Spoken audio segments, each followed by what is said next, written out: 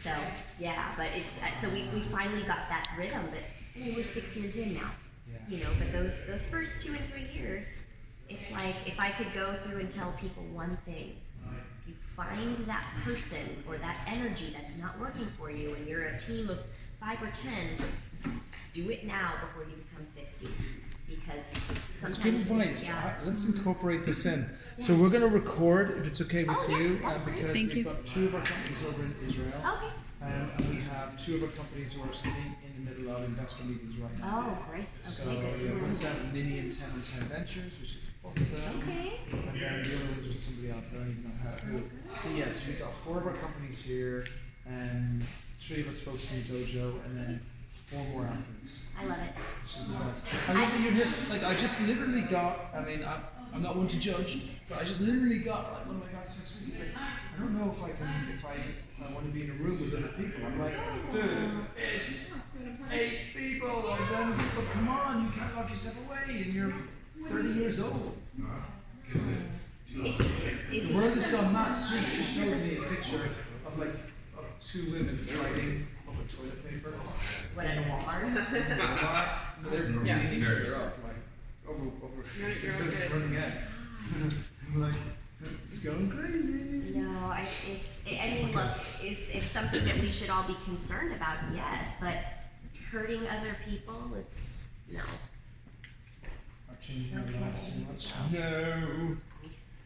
So let's see if I can... So you Okay, you get yourself ready, Okay. and then I'll give you a minute, and then I'll you show said you. we're to post One other question, the hack do we have from internet Zero Waste access?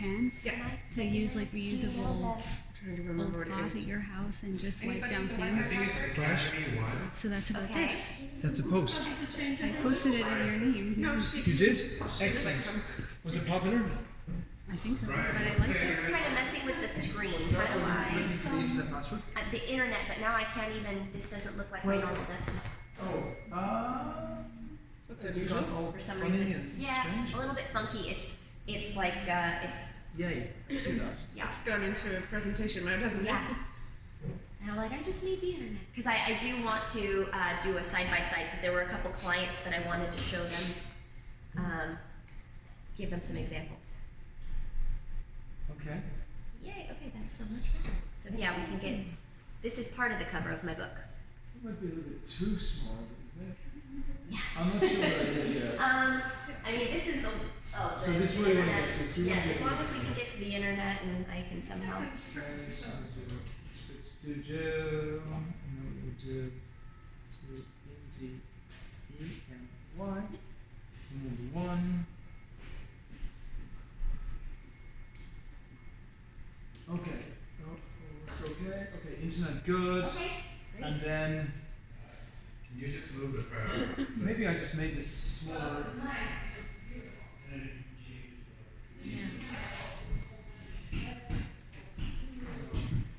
Let's see if that makes it full screen. Okay.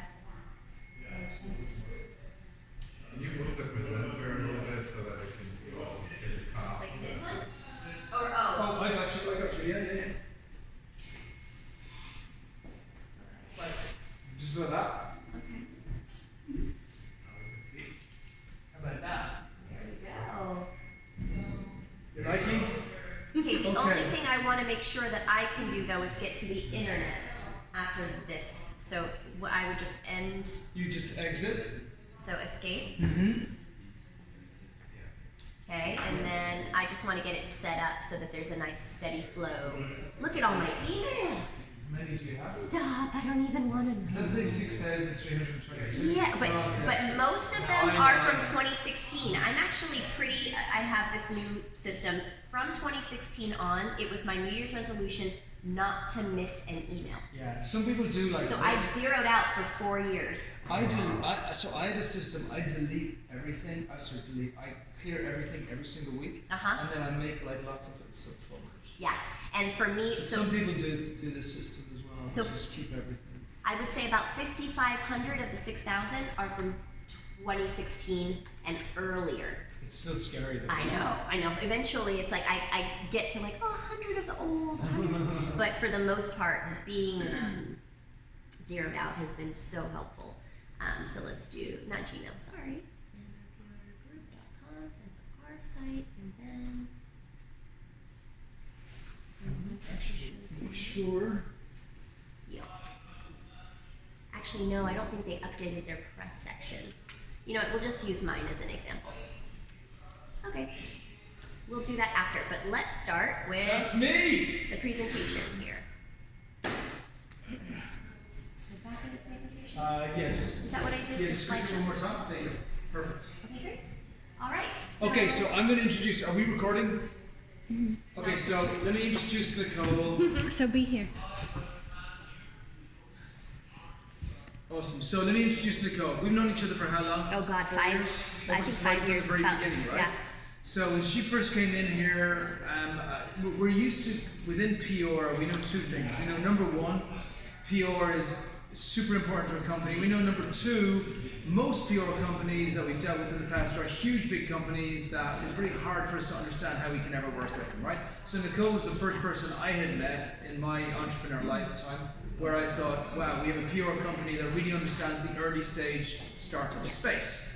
And then she said she built this thing from nothing, all the way up to the 4 offices, all the way up to all the folks inside it. And most of who I see working with her are the late seed stage, early Series A founders that may have changed or that may go through it, and they love her. I've had 4 or 5 of them in here. Everybody who comes in, they tell her all the things she's doing.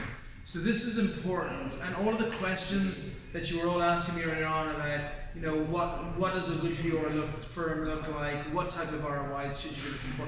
This is going to be a great session for this, so please pay really good attention to what she's doing, and then at the end, let's just blast her with loads of questions. How are you for time? I have a strict like 1:15. I know it's 15 minutes earlier, You're but I okay. have to be there at 1:15. 2. 1:15 is good. Okay, so just keep hitting us, and then do you want questions during the presentation? Sure, I'm fine with people stopping me. Okay. Usually each slide I'll have people. Okay, take it away. Okay. Nicole Rodrigues. So, it's okay if I'm not doing this. So, guys, I love coming to ExpertDOJO. Honestly, Brian, what you guys are doing here to take that step and getting your companies off the ground is really, really good. I've launched, the count is now 54 startups from the ground up and out and onto their merry way. I've been in PR for 20 years. I use really good skincare, so it doesn't look like I've been doing this 20 years, but I have been, and I just have a very sweet spot in my heart for entrepreneurs and brand new founders. All of the questions that you guys have. My thing is, PR shouldn't be one of the things that you're afraid of, and it's usually one of the things you hear the most horror stories about. It's an expense that often people will, if they're looking at it brass tacks, say, well, you can't always measure the impact of PR. How do I know it impacted my business? And then you hear people say they got ripped off, blah, blah, blah. I like to help companies understand what to look for a firm. I'm not here to try to sell you anything. I want to educate you on the magic that PR can bring your company if it's done right at the right time, right? So that's why I'm here and why I love coming to meet with entrepreneurs here at the dojo. So we'll go on to the next slide. So Do you want a clicker? yeah, do you have one? Not that I don't love the exercise I get between computer and screen, but Nand is awesome. He has a few. okay. So do I just You got it. Just we put this in here. perfect? Thanks, Brian. And what was her name? Autumn? Auden. Okay, thank you for that. And then I just click I'm gonna test it. Test. You might need to point it towards the laptop. No, I think, no, Okay, I so- think, Is it it the moved left? away the highlight from the presentation, it went to the menu. Can you just click on that presentation on the computer? Yeah, make it active again. There you go. Yeah. Go now. Oh, there you go. Okay. Okay. Good. Thank you. All right. So, I like to call PR when it's done well. It's an art form, right? I tell people that I think I've been doing PR since I was 12 without getting paid for it. But I would run for student. You guys have like leadership or student body, whatever. And I started paying attention to people. All of the people in the different aspects of, you know, junior high and high school life. You have the kids who are cutting class, you have the mathletes, you have the athletes. Everyone has different needs, right? And all of the different audiences. And my thing was, how do I present messages to each of them to get their votes, to gain their trust, because this is something that I really want to do. And it worked. I mean, I went from, you know, 12 years old, writing my own speeches and putting together campaigns to being the first female president at my high school. So I call PR my art, because when it's done well and you're thinking about the audience, not just your own goals, you can get a lot out of it, right? And every industry needs it. I don't care what anybody says, every company at some point needs the third party validation from media that what they're doing is in fact working or good. People can look at advertisements and know you paid for it, and that's part of your brand. You should make sure that you do advertise. But that third party, someone outside of your organization saying that you are producing good work or good products, can go, you know, can go a long way. So that's why I say, you know, every brand, everyone has a story to tell.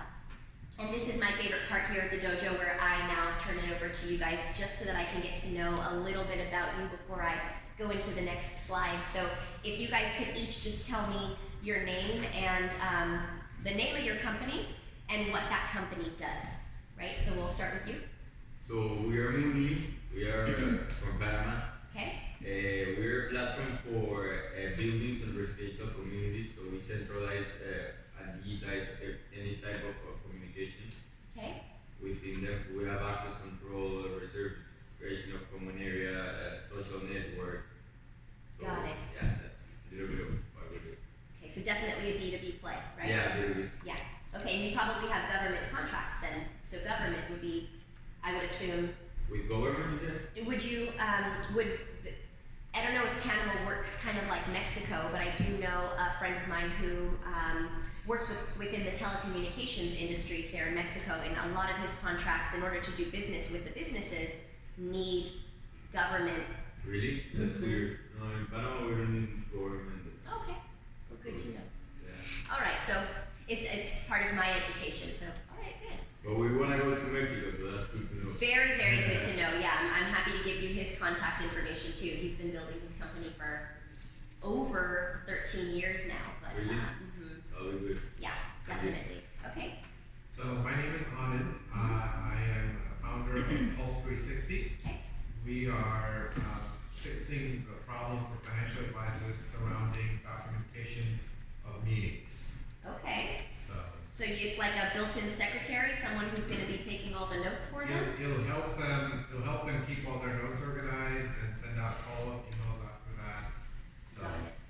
And is there a lot of like voice data capture? That will be at some point, but because we're targeting financial advisors, there's privacy and confidentiality issues Right. that we need to make sure that, you know, everybody's okay with sending their voice over to Amazon or Google or whatnot. Right. So we'll cross that bridge when it comes to it. Interesting. Okay, no, I'm a big firm believer in keeping record of meetings and notes. My team, we have a system in place for that I wish every company did something to keep all of their notes, because it's that major CYA, right? Like something Yes. happens, like, no, we talked about it in this meeting. Yes. We have all of the notes. How many people will sit in a meeting and not take one note? I'd love to learn what you guys do. I'll show you. Afterwards. I will happily show you. Yeah, because that can be weaved into your, you know, it's software, right? Yes. Yeah, that would be great. I think a lot of companies will need that. Thank you. Hi, I'm Sangeeta. I am actually working with Brian in the dojo team, just kind of auditing this. Oh, shit. Great. Awesome. My name is Michelle. I'm working with a company that sells a product called Sense8, and it is a device and an integrated app that tap into your vagus nerve, helping you to regulate your own stress response. Oh, I love that. Yeah, growth industry stress. Big time. I mean, I'm a big proponent of like people taking the time that they need to de-stress. I use the Calm app, so I'm Yeah. sure but I just do it for the mood music to Yeah. just center myself. So this sounds like a next level, right? Yeah, Calm would be sort of like passive platform, active user. We Right. are switching that, so it is active device and passive user. Oh God, I'm so interested in learning more about that. But that's really great. Good. And then you're part of the dojo team. Yeah, I'm Noah.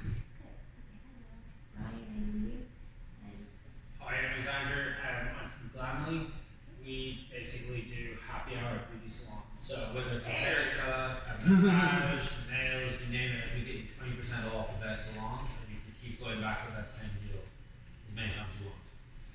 We'll be friends, whether we're helping with PR or not. This sounds amazing. Okay, good. All right, good. So it's good for me to get a feel for what each of you guys is doing. So here's the thing. When it comes to PR, when it comes to your reputation, ultimately, PR mixed into your marketing umbrella, you guys all know that it's one piece of it, right? Ultimately, usually when you have a line item, it's marketing, and then PR is often a subcategory of that, right? You have advertising, marketing, digital advertising, all of that. What PR helps you do within the marketing umbrella is really build a reputation through media, because it's almost like you plant your seeds with all the media people who hopefully like you use the right messages, you tell them about all of your good works, you tell them all of the great things, starting from day one.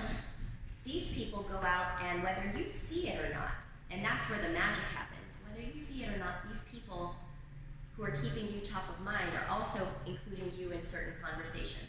Not only are they putting you in their media stuff, but oftentimes if media love you enough, they're gonna drop your name during a panel discussion that they're on, or maybe they're moderating something. So your reputation, think about it, each and every time you promote something positive about your company, any win at all counts. You're dropping seeds that eventually grow into your reputation.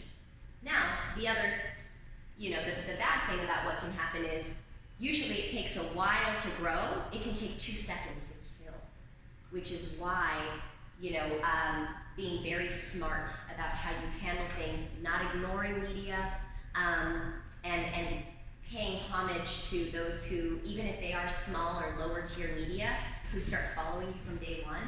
These are relationships that can carry with the life cycle of your brand, and this is all relationships. These people can help you stay alive sometimes, right? So you have to be patient, knowing that no great company was built overnight. Even Google, I always share this, one of the first firms I ever worked for, Google, when it was just Sergey and a couple of other people, came to them and said, we don't have much money, but we can give you shares and a little bit of money. Can you take us on? Well, the firm was just getting started too, and they said, well, you guys are up against AOL and Yahoo. You're some search bar, Google.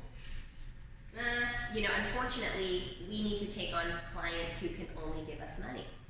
Ooh, that's a good story. Ouch. Google wasn't even Google. They had to beg PR companies to take them, because all they were was a search engine. And oftentimes, when they were going through and trying to find someone who would believe in them, there was no media out about them. Media didn't know who they were. In fact, media thought that they were going to fail because they were up against Yahoo and AOL. So keep that in mind as you are thinking about your company, knowing that you've got a long life to live, and your reputation has to grow with that, okay? And so, in order to understand PR, it's very, very simple. Very simple. First, you have to create. It starts with that. You create a company. You create a company, there's something to talk about. You don't have to go out and put a launch announcement out just yet. There are companies that haven't even made their official announcement yet that I've worked with for a year, because the CEO worked for NASA and DARPA and all these great things, and he's a rocket scientist, completely brilliant. And because he has a great reputation, he's created a company. We haven't announced the company, but I've got him on stage all over the world speaking about AI and issues regarding healthcare and how AI can come in and basically help, right? They're building technology to where on your laptop, on your phone, you're going to be able to report all your vital signs by just looking at the camera. It can take your pulse. It can tell your mood. It can tell your doctor. This is what they're working on, and these are things that he's talking about on stage. Now, most people would think, well, that's not PR. It is. Anytime you've created something, right,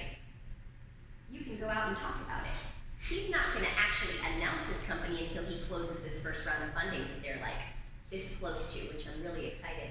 And him being on stage all over the world, in front of other investors, in front of people, talking about this concept is what led him to now be where he's at with his Series A. And they're gonna close quite a large round.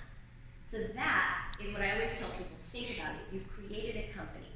Now where are you in that creation, and how can you get to a point where, okay, you've grown, maybe you have 3 people, 4 people, 5 people on your team.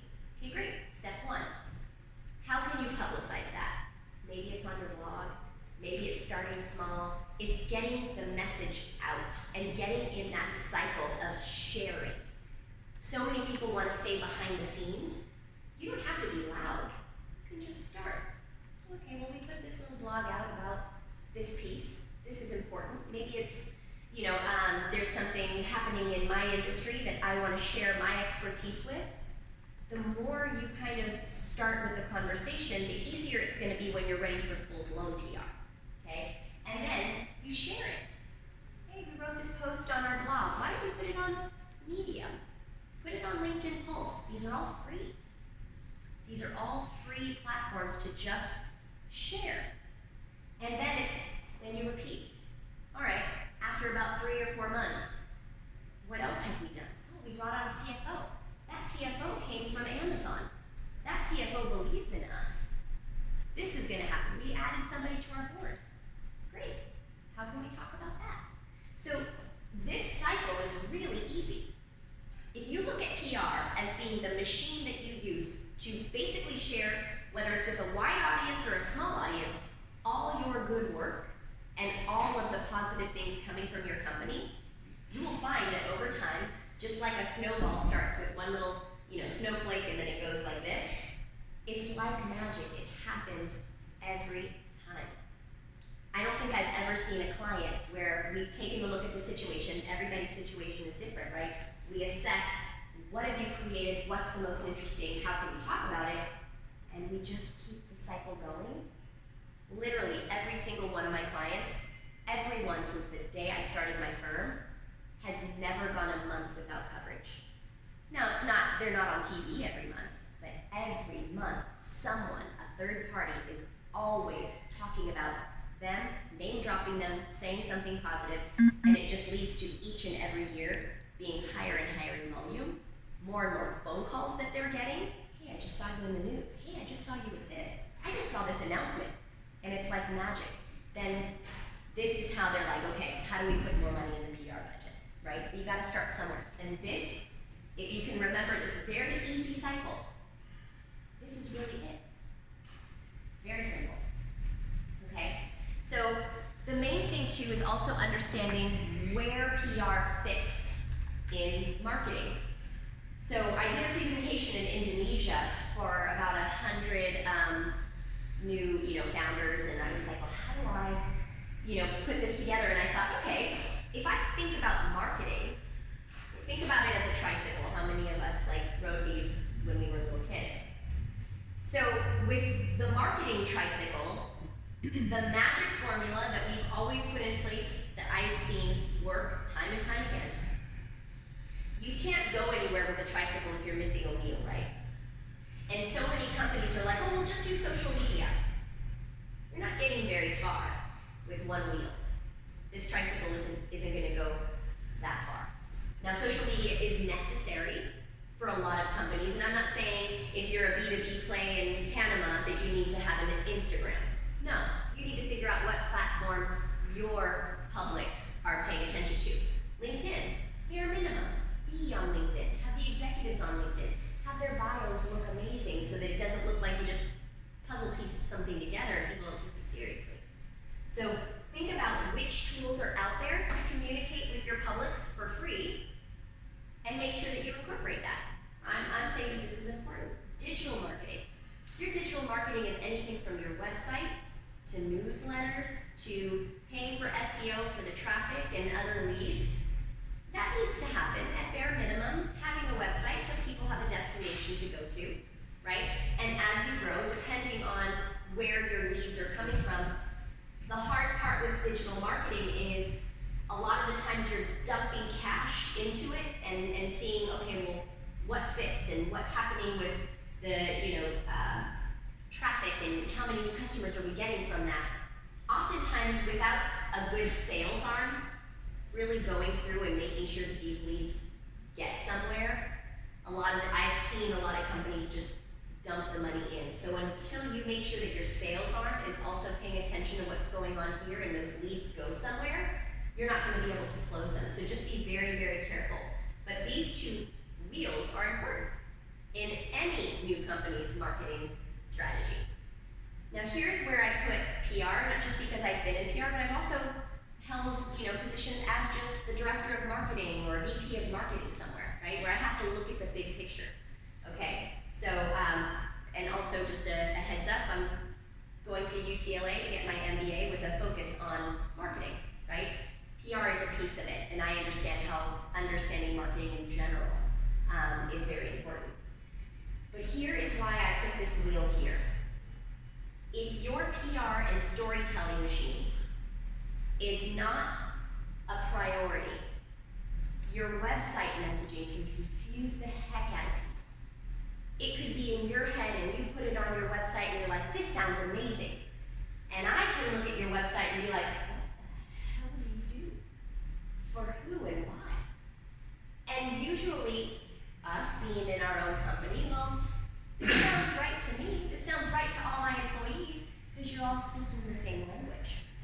You have to have someone who can come in and translate, almost like have a Google Translate for all of your different audiences to make sure that when they land on your website, when they land on your social media pages, when the digital marketing plan that you're paying for drives them to take action, that someone has created messaging and a storyline for you that actually makes sense. So many people start that off here, like, well, what's our mission and what's our vision? You can actually have your PR person work with you on that, work with your marketing team on that. We do that all the time for our clients. Because then if we can create something clear and crisp, we can put that everywhere. From your press releases, weave them into your bios, put it onto your website. So think about your marketing tricycle with storytelling and your message being the lead. The rest will follow and be in sync. Okay? So that's that. Does anyone have any questions? Especially with regards to where you guys are at in your marketing cycle? No? That's clear? Awesome. Okay. So, how do you make it move? You've got a tricycle, where do you want it to go? Right? You want it to go somewhere. You gotta share. Share. Everywhere that you know that you can share your website, share a highlight, share a white paper, share a case study, share.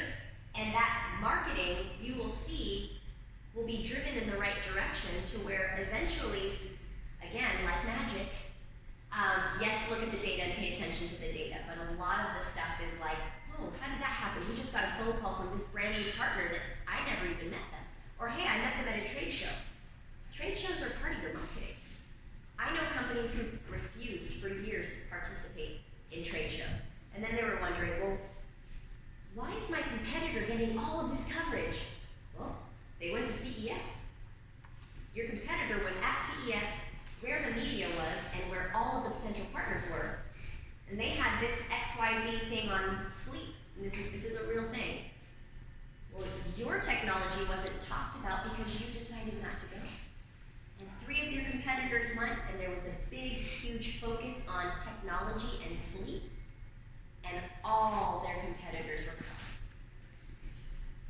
So you gotta work that in. You gotta get out of the cave. I know with being like a brand new startup, it's like, no, I've gotta stay here and work. I totally get it, I've been there. But you gotta make sure that someone is just present, collecting cards, sending emails. All of that is part of how you can share. Hey, by the way, I know we just met at CES. I wanted you to have this brand new white paper that we just published today. You use those as communication lines, right? So even if the PR team isn't completely, sending it to all the sales leads, this is where you give those materials to your sales team to share, so that the marketing can be driven. It's like having a car too. You have a car, it's well built, the engine is great, it works, but it needs oil, right? You gotta put the gas in, in order for it to go. So you need your sales team to know that we've got to help here, right? So social media is another great place to share, even if it's 1 or 2 channels. And it's not bragging. This is what a lot of people, oh, I'm humble. This is that being humble isn't going to help get the word out about your company. There are ways to put things out there that don't seem like I'm tooting my horn or I'm bragging. I'm just really proud of my team. I'm proud of our accomplishments. I'm proud that we just closed this new deal. I'm proud that we just hired this great CFO. I'm proud that we just brought on 30 new, salons in the Los Angeles market. Being proud is not being boastful. It's actually saying, look, all these things that we're doing to work hard they're coming to fruition. I want you guys to know about it. And then you can put it on your website. Maybe somebody covers it. LA Times covers, and they sit in one of these salons and has a great experience. That LA Times piece, share it. Share it on your website. It should live there forever, right? Share it in all of these ways. Create a free newsletter. Find someone who can do it, or hire a PR team who can put that together. Even if it's a monthly newsletter. Hey, just want all of you guys to know, because they should be sales leads, current customers, any friends. Put it out there. Hey, we just got this really great piece in the New York Times and LA Times, and we're expanding, or we're doing this internationally. If you're gonna bring PR into your world and marketing, all of these are free avenues, basically, that you can use to put it out there. Employees, arm them. One of the clients that I have is Moby TV. I used to work in-house for them. I was their PR manager for years. And as soon as I opened my firm, the CEO and the CFO were like, hey, I literally just put a press release out about NRPR is brand new and ready for business. I had maybe 2 clients at the time, and they were like, I saw the press release, saw that you put it out on Facebook, saw your website, we want to be a client. Because obviously they knew I knew their technology, but it was like, that was all I had to do. A little bit of promotion. And now they've been with us since just about day 1. And we unlock their employees. Each and every time one of their engineers writes a blog post, we have them contributing to the company blog. They'll write something about the technology that's brilliant. We'll put it on their blog, we'll put it on Medium, and we'll put it on LinkedIn. And then an email goes to the whole company that says, hey, so-and-so from engineering just wrote this amazing blog post. Here's how you can share it. No pressure. Here's how you can share it, and we give them all the links, and it goes company-wide. And guess what? You see 50, 60 employees sharing this engineer's great blog post, and how much did that cost the company? $0. 0. You unlock what you have here, and you think about all of the sharing that you can do, and constantly promote all of the great people inside, what they're doing, what they're thinking, how they're creating. These are all great ways to make that tricycle move for you, right? And again, this is why being a strategic PR firm that we are, I know that there are sensitivities when it comes to money in startups. So we've developed all of these plans to help startups be able to do this for themselves. We create strategy, we create the systems, they put it in place, and they've got marketing that's saving them a ton of money, right? So that's the long and short of kind of how we see it with regards to startups, right? It's very simple. I've been doing this for a really long time, and I don't want to freak people out. PR doesn't have to be something really, really scary. And in fact, you'll know the right PR firm when, one, they get it. When you talk to them about your technology, they get it. And you can all of a sudden have a conversation. If that doesn't happen, you're going to spend so much time trying to educate them that it's going to be frustrating. They'll never be able to write, right? So have conversations. Have them write your messaging, right? You have messaging here. Do a brain dump on them. Hey, we definitely want to bring you on, but first we want to make sure that you understand what it is we're doing. Can you help me say XYZ in this way? Can you make it better? Put them up to the challenge. And that's how you know whether or not you're looking at a good PR firm. If they can't write your messaging better than you, run. run and don't give them any more money. Because PR firms will, and I'll tell you this because I've worked at them and I've been so blessed to have the best mentors. And I've sniffed around, you know, we've been in pitch competitions against other companies and whatever. And I would literally, like, oh, that was the presentation? They just sold you a bunch of bull. There was not one concrete idea in there. If they can't give you messaging and a concrete idea and say, if we execute this, I know we can make this happen, run, save your money, find someone else. So many of them are going to be like, oh, it's a hit or miss, we're going to give it a shot. No, hey, I just put this plan together, and if you tell me that I can execute and you give me 3 months, I'm going to go kill it. They should be that confident, and if they're not, run. And I challenge every PR person to that. Every single one. Oh, Nicole, you can't make empty promises. I don't. So don't. Make sure that you're confident that you understand your potential client's business so much that you know that you can get them results. And if you can't, don't take their money.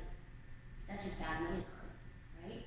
So this is what I always like to arm, especially new startups with. There are ways to make sure that you can get the right partner and understand that it's going to take time to grow, but you should be able to get coverage early on and right away if you're working with the right strategic partner. Okay? Any questions? Yeah, I'll go. I mean, one of the things that, you know, is part of this cohort, I'm sure you have come across this many a times now, but my question always is, how does a PR firm know our industry, who the players are, and then finally the messaging? Like, you know, I have a software, he has a different product, you know, Sensex is different. How do you guys work so that you guys get the company's messages and their industries? You have to read my book. I'm going to make sure that Brian gets a couple copies here. So here's what I learned. When I was working in-house at MobiTV was the company that put live video on everybody's cell phones. So imagine, they recruited me to work for this company, and I had no idea what mobile television was. And I told them that. I'm like, I don't know why you want me. I have no clue what mobile TV is. They said, Nicole, nobody does. We just invented it here in the US. But we believe that you understand how to get the media to understand us. And I was like, yeah, I don't know, you guys are crazy. You're about to hire the wrong girl, I'm not sure. And they were like, so they had me talk to some of the executives, and I talked to the CTO, I talked to the CEO, and I was getting them to brain dump on me, and I said, hold on a second. So you guys are not trying to create your own app for live TV. You guys want to work with Sprint and AT&T. You want a white label. You want them to do your marketing. You want them to understand how blah, blah, blah, blah, blah. And they were like, that's exactly it. And I was like, let's do this. So I would sit with the engineers and I would take notes and I'd ask them all the dumb questions like, well, how does the tower work when the Wi-Fi is hitting here and how do you know? And they would just tell me. And so with every client that I have, every brand new client, the first step is I sit with the CEO. Me personally, I'm the CEO of my company. I have, of course, my team, but if I don't understand it and I don't think I can tell people, I won't take your business.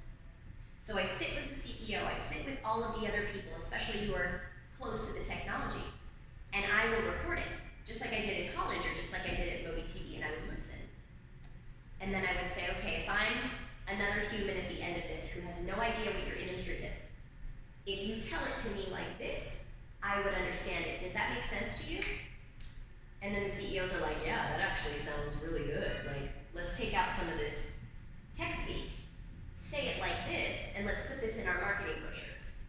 And if we can do that at step one, as we're putting together the presentation, then I know. And at that point, we have a ton of software that we've also invested in, to where if you tell me, I think my customers or my competitors are these 3 or 4 companies, we can go back, we have software to go back and see as far as 3 years, how much press coverage they've gotten, who's covering them, how, why. We do our research. Because at the end of the day, we're trying to create a battle plan like war for you. How do we help you win the war? Well, I know exactly how to backpedal and see exactly what your 3 competitors are doing, and here's what they are doing, that you can come in and do this 10 times better.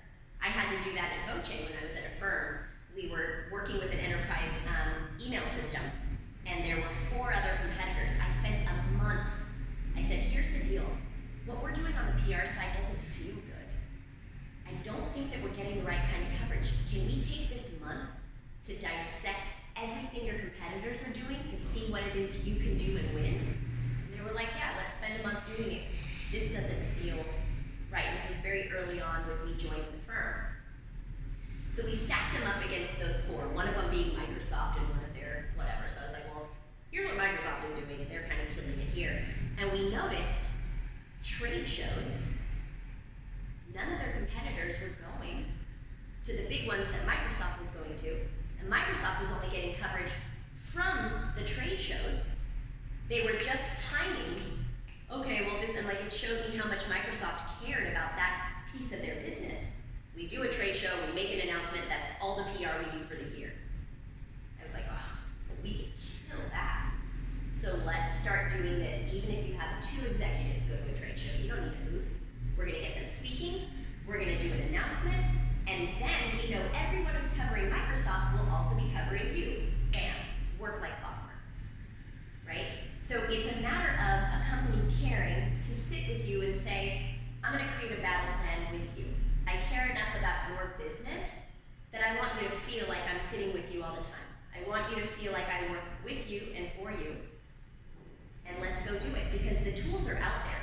And again, if PR and marketing teams aren't trying to dissect what your competition is doing for you so that you don't have to worry about it, especially on the marketing and messaging side, then they're not taking those deep steps in helping you win. So that's really important. We do that for all of our clients.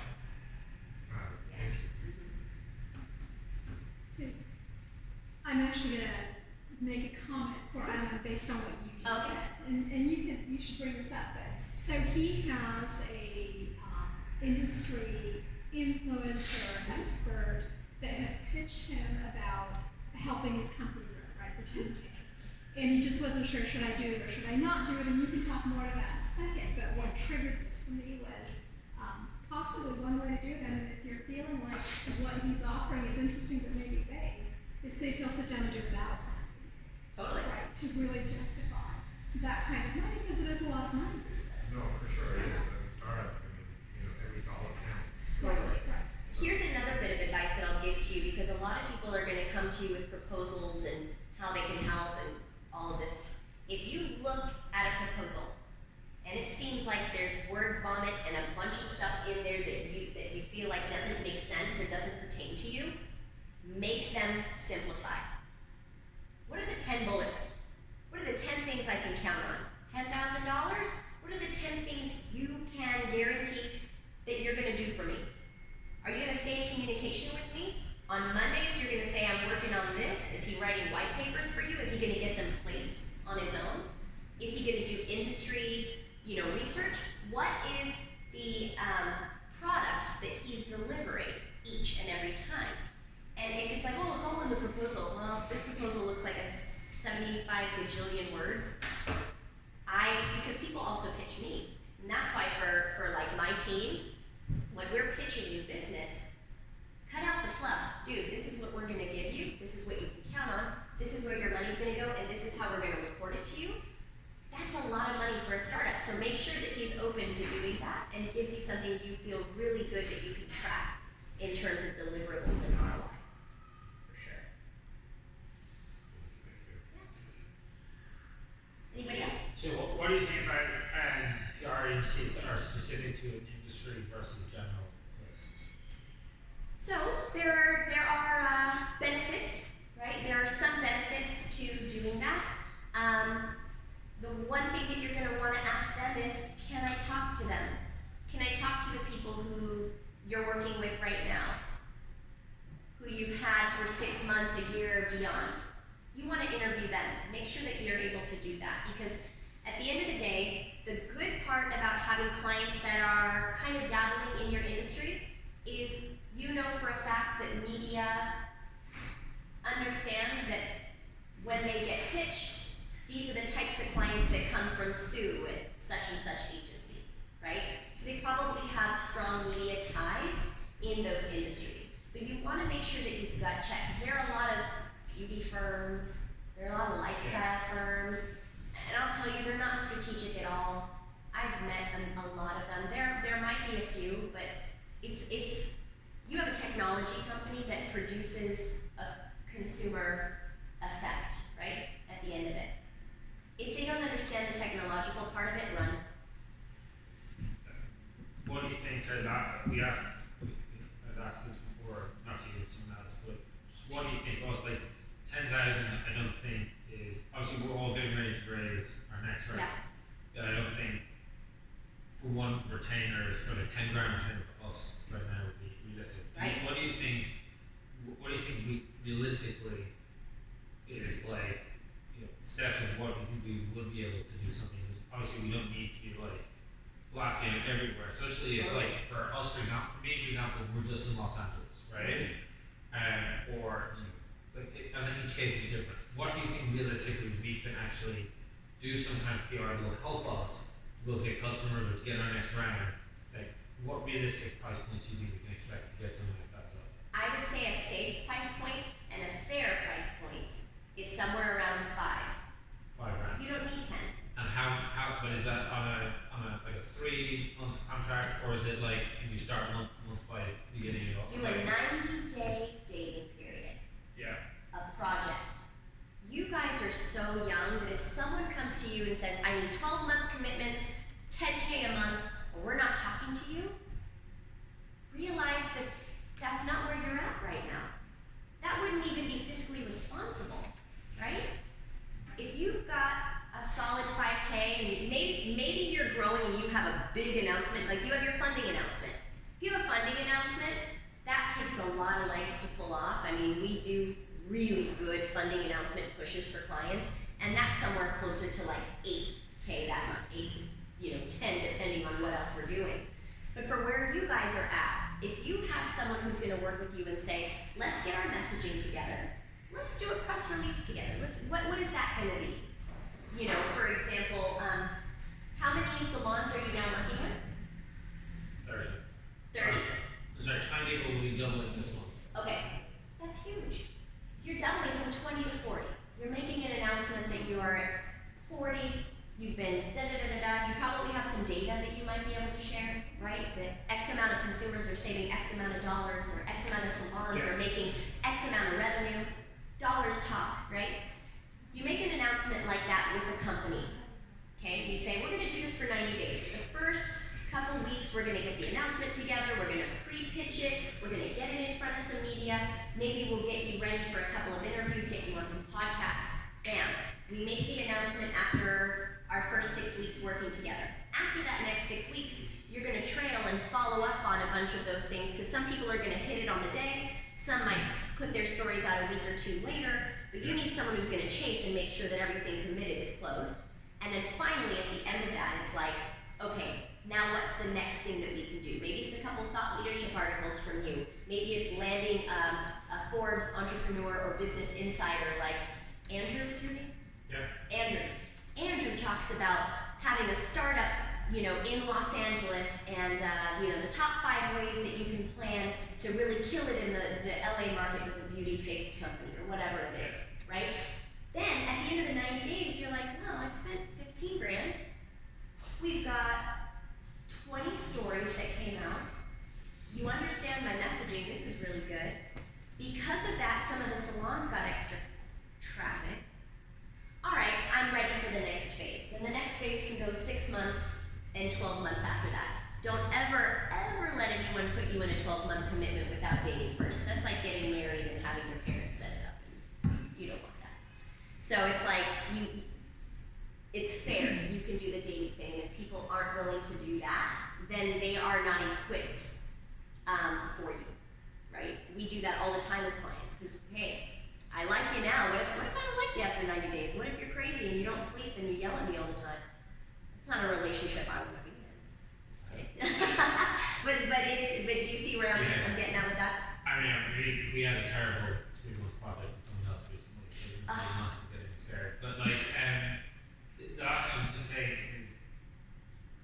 honestly, with like the crazy stuff that's going on outside, like, you know, it's very difficult to get any kind of press coverage, I'd imagine, until things calm down, right? Do you think that you think we should be planning later on, or that we're going to get drowned out in this if we don't have something that's kind of related to what's going on, right? Not necessarily, and the reason I say that is because I have plenty of clients getting coverage weekly without it. It's just a matter of understanding what's going on and being sensitive to it, watching your media contacts and seeing what trends they're following and not doing it blindly. The problem with what some agencies will do is, well, coronavirus, so we can't do anything, and they don't get creative, right? They're not thinking outside the box, they're not finding the other avenues. And when that happens, then they're not finding the best ways to make the best use of your money. But no, there's plenty of news people who don't cover coronavirus as a beat, who might want to talk to you, right? So there's a ton that can be done out there. And I'm sorry that you had a bad project experience. I think if This wasn't what a PR agency, it was a different marketing agency, but 3 months for us was bad enough. I'll give you my card. If ever you want to, like, hey, Nicole, this person's trying to sell me on blah, blah, blah, like, I'll give you some. Because we've had some pretty bad proposals across the board. And we've had some bad marketing companies. We've also had we've had some bad PR proposals. Well, in your industry, that's why I said I'm like. And like some of them just being like, very high and like just kind of shocking. Yeah, and if it doesn't sound like they understand you and can rattle back what you do back to you, run. Don't give them any money. But I'll make sure you get my card. Even if you just have questions, like I'm always good. There are a couple of people that I've made friends with from the dojo who are like, oh man, Nicole, I'm doing this, blah blah blah, and we'll go and have a coffee, and I'm like, bro, don't do it. Do not do it. Here's how you can make this work.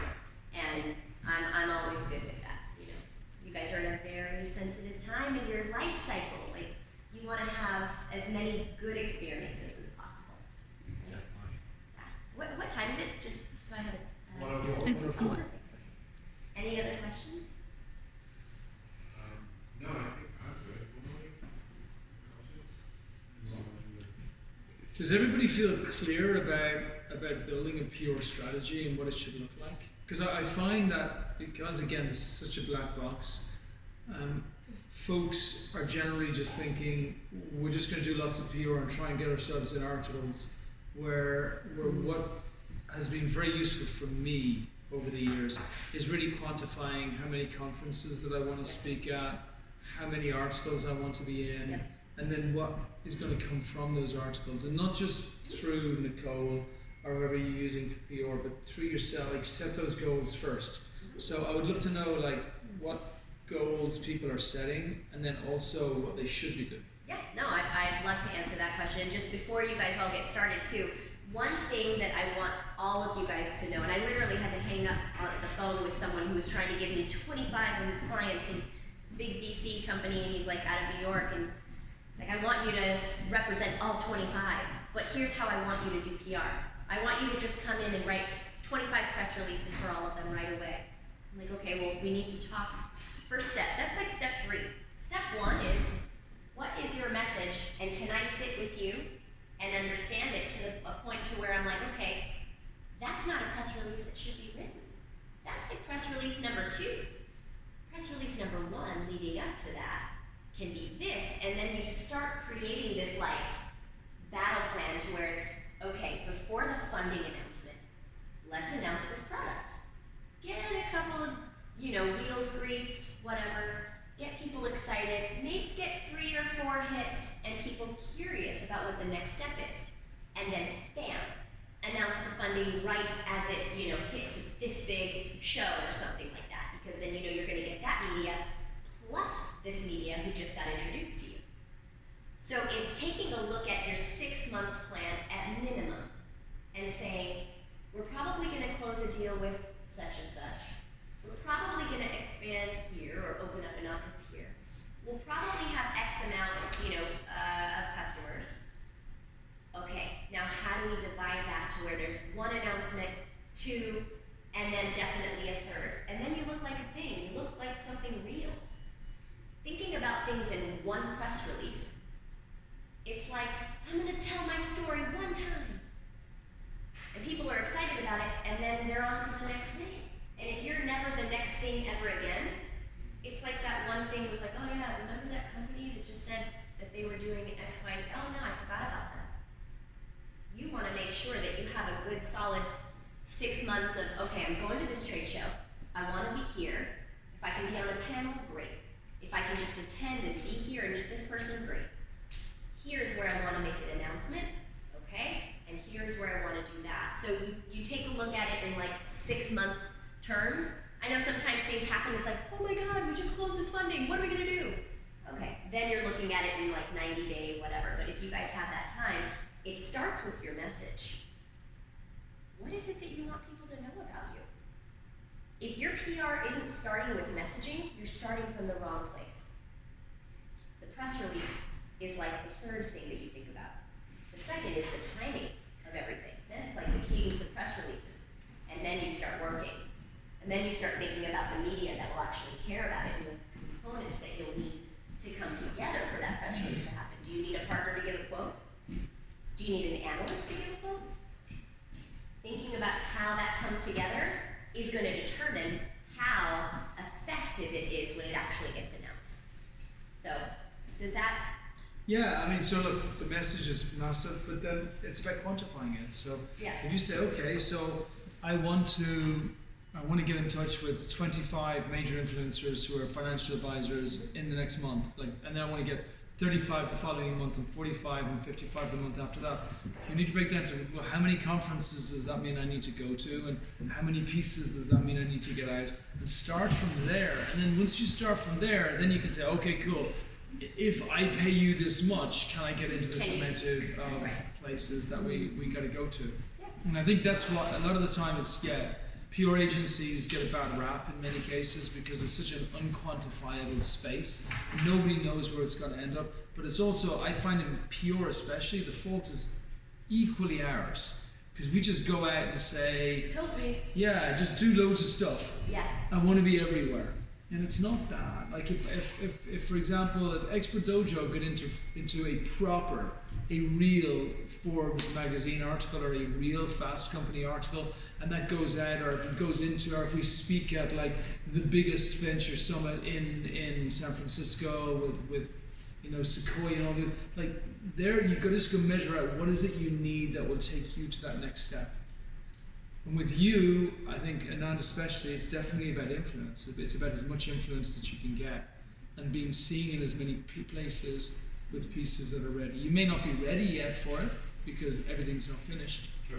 But yeah, I think what Nicole was saying about messaging, that's one of the first things that we've talked about. I mean, I'm constantly evolving my messaging, and I just have to get close to one that's really makes sense and can have responses back. So Good for you though for even thinking about that. So many entrepreneurs and founders don't see it as being as important, and it's really the no, I absolutely see it. So I'd love to get your card, and I know you've got 5 more minutes, by the way, just as a heads up. Thank you. And that's like time for you to go. No, because she said 1:15, right? Yeah, she So, said she had a hard one. Yeah. And I'd love to see, maybe at some point later we'll schedule a time. I want to see your meeting stuff because Yes. I want to kind of see what you're doing, how you organize. I would love to give that to you because if you can help other companies and anything that we create helps in that. Oh, I just see too many companies not saving their meeting notes. It drives me crazy, and then there's so much confusion and lost time. Yeah. so can you finish it with maybe 3, 5, 7, 2 tips, like best tips on their own? Everybody's now thinking, okay, what can I do tomorrow from a PR perspective to put us into a better place? But everybody kind of uses Haro, which they get good results from. Sure, yeah. But- Haro's open for everyone. Yeah, but what else? On top of that, what kind of cool things can people do? Yeah. Think about your personal brand and lock that in. You are the founder or you're on the founding team. How does your LinkedIn look? How's the messaging on that? Is it clear? Are all of your accolades there? You won awards and you're like, oh, I haven't paid attention to LinkedIn. You are the core of your company. I gut check my personal LinkedIn all the time. to make sure I'm like, okay, are people endorsing me? Does my bio look accurate? Oh, I just got this new award, I'm gonna put that on there. Oh, okay, oh, UCLA, just got this, blah, blah, blah. Constantly looking at that because your personal brand is a reflection of your company. And if media, say for example, LinkedIn Pulse, start with that. If you've got something great to say, put it together, put it there, make sure that your LinkedIn profile looks good, have enough hashtags to where it can be found, but have a voice there. You never know what media people eventually, when you're gonna have a PR firm that we're gonna pitch the CEO to, they're gonna go do their own homework. They're gonna read your bio and then they're gonna go spy on you. This guy doesn't seem qualified. You know what, I'm gonna talk to one of the people at the competitors' companies because he looks like he knows what he's doing. So if you look sort of bulletproof on LinkedIn and you are constantly, sharing on LinkedIn Pulse free, then you have a voice. And you don't just have to talk about your company, talk about your industry, talk about problems that you see, right? And that's something really, really easy outside of the Haro. If you guys are doing the Haros, pay what is it, $50 to get early access. There's a free Haro, which only gives you 2 days before the deadline, and then like $25 or $45 a month, where you actually get access to people who have deadlines a week out, so you have time to plan and pitch. Okay, good. I don't think anybody's paid that, but that sounds we're not even paying that. We should pay that though. Oh yeah. Actually, have a look at Haro. H-A-R-O. It stands for Help a Reporter Out. Yeah.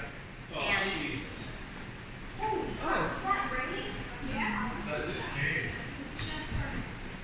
Wow. I'm glad I didn't bring my bicycle. I gotta tell you, this isn't rain. What the hell? I didn't move here for It's a this. small. Yeah, I know, it's right? I'll that's take a- it away. This is a small drizzle, for God's sake. Okay, so what else? What else on top of Pulse? Come on, we've got 3 minutes So left. Give us LinkedIn another. Pulse, obviously, pay for the Haros. Something that they could do on their own. Have any of you guys gotten any coverage yet at all? Make sure you have a press page on your website. It's almost like if you build it, they will come. So it's like if you have a press section on your website, it's almost like you're telling the universe you're waiting for coverage to happen. Please create a news or a press page on your website. It's a good call. Have it be a resource. So even if you don't have a PR person yet, you know that if media stumble upon you accidentally, they will go to the right funnel, to the right direction to get the right person to where you can capitalize on that. So have a press page that has your logo easily downloaded, headshots, and bios at bare minimum. Okay, cool. So buyers, press Yeah, page. Who's got a press page? resource. Nobody. We don't even have a press page. I like it though. What else? Let's see. No, this is all really good. There's more. I know. I have a quick question actually. So, we want to be a really friendly, credible company. It's a really personal product that people are going to be using on their tests and everything. And I've been, from an investor point of view, everybody says sell the team. Investors are going to invest in your team, show how great the people are, which is great. Yes. But what do you advise people about? How much should we be exposing ourselves in terms of public? Should we use, Claudia in customer service? Do we want her real picture and her name there? Are we going to be harassed by, the customer base? Or, I don't know. We're not really sure how open to be with ourselves. Is everyone full time yet, or where are you guys in the life cycle of the company? A few people are part time, but me, Anna is the CEO and Stefan's the founder, and I'm doing comms and marketing. So all 3 of us are definitely full time. But how public or open do we want to be with people's personal kind of profiles? Yeah, I would start limited, right? Yeah. If they're part time, the rule of thumb is don't put them up there yet. It's fine, because otherwise then they are going to get asked questions, and if they are only half in and they're like, oh, well, I answered the question, I didn't know what to do. Yeah. Have that be a strict thing where you have the founder, the co-founder, you, head of marketing, maybe one other person. You guys can be visible on the site. Make sure that your LinkedIns are all bulletproof. Those look good. Twitter, clean up any anti-politics, whatever. I've had to do that with a client who was so anti-Trump that I'm about to pitch you to Fox because we're talking about healthcare here. You gotta delete that. Well, I stand for blah, blah, blah. You sound like a maniac. You gotta delete it. Like we literally had to go back a couple of years. It was that bad. So just make sure that you guys are gut checking your personal profiles, because again, media will tinker around, they will look, and you want them to like what they see and feel like they can approach you and ask you the right questions. The other things too, though, you're a marketing person, right? You can also do some personal PR for you. There are so many marketing blogs who want to talk to females in marketing, and I know this because I usually will write contributed articles for some of them.